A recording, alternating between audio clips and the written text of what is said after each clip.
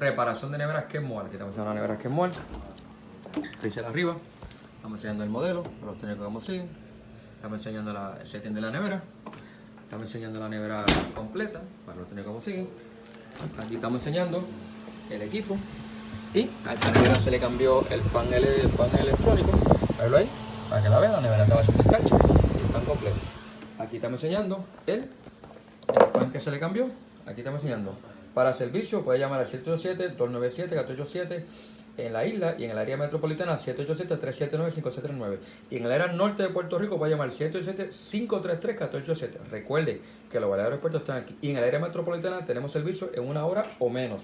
Recuerde, los guardias de aeropuerto están aquí.